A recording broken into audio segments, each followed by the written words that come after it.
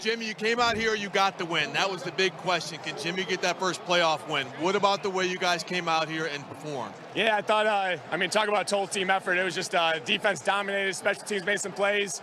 Offense, we ran the hell out of the ball. It was a fun day today. You talk about run, wanted to do it, but what about the touchdown drive where it was nothing but runs? Yeah, I've never seen it before, but we came to the sideline. I was like, hey, let's look at the pictures, and it was all runs. It was, like you said, it was incredible. So just great team effort today. It was awesome. And, one thing that might not get noticed too much when you look at the stats, the pancake block on the Deebo Samuel reverse. You got to tell us about that. That's a hell of a play. Yeah, I did not, honestly, after it happened, I didn't know what to do. It kind of took me a second, but, whenever you get an opportunity, you got to take it, so that's what I did. All right, the more you can do, right? Yeah, exactly. All right, congratulations, Jimmy. Definitely, thank you. Big smile on Jimmy GQ's face after that win. You look at the numbers. I asked if he took the next step. When you look at the numbers, you certainly wouldn't think so. 11 of 19, 131 yards. But given the way that this team is constructed, the playmakers that they have on the outside, Jimmy G doesn't have to throw for 300 yards. This is what they need Jimmy G to do, with the exception of that one interception. Protect the football, control the game, and gives them a good chance to win. Absolutely. And even after the interception, he has a short memory, which is good for your quarterback position. The fact of the matter about Jimmy G is this. In his, 26 or 27 starts, he's 22-5, which means when they need him to throw for 300 yards, he does that. When they need him to throw for 131 yards because the running game is moving, he does that. Today, he was definitely the better quarterback of the two because he did what his team needed. There was 2 throws specifically on third down that he made, one to Deebo and one to Bourne, where, again, those were huge plays in the game, and Jimmy sat there in the pocket, bought more time, did whatever he had to do to deliver those strikes and move the chains, and that's what kept the 49ers going today.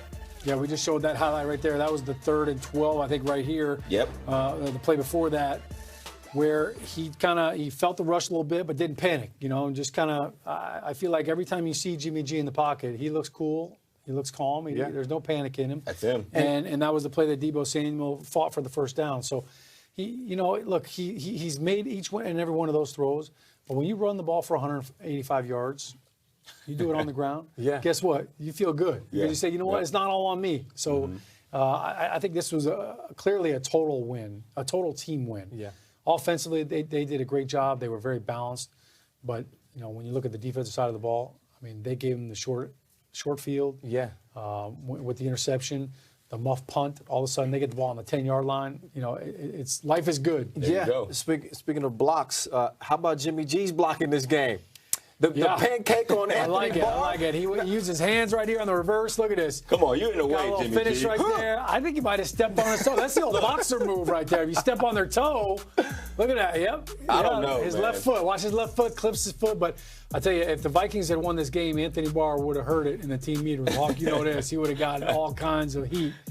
But Jimmy G, I love the feistiness right there. Even after he put him down, he kind of went. He went for a little helping, a second helping. I like the competitive nature, but I can tell you, Jimmy G, get out the way. Okay, we got the NFC Championship next week. Get out the way. Just move to the sideline. Who said pretty boys are afraid to get a little bit dirty in there? Go get in there, Jimmy G. But again, just to reiterate how tough that defense was today.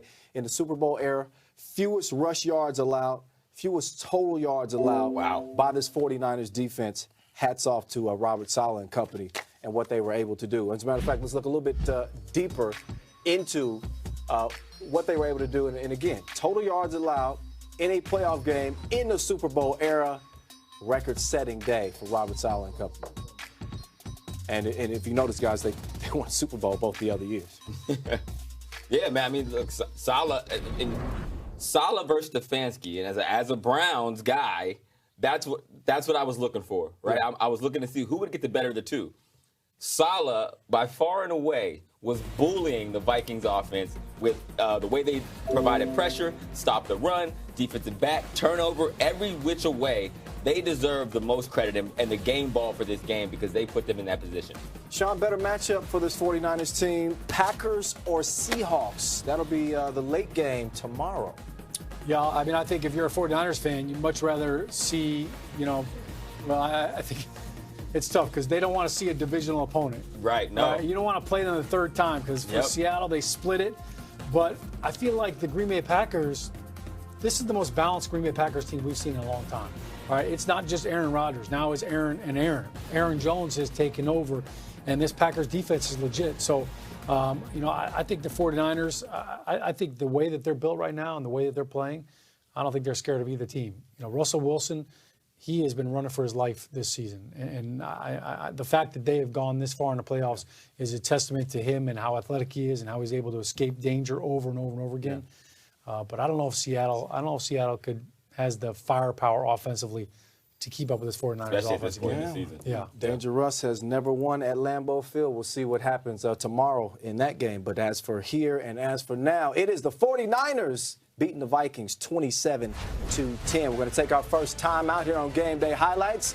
But we are waiting to get to the podium, hoping to hear from Coach Kyle Shanahan, some of the players after this big 49ers win. Again, we're coming right back. You're watching NFL Game Day Highlights presented by Pepsi here on NFL Network. Vikings, Niners, playoff football is in the air.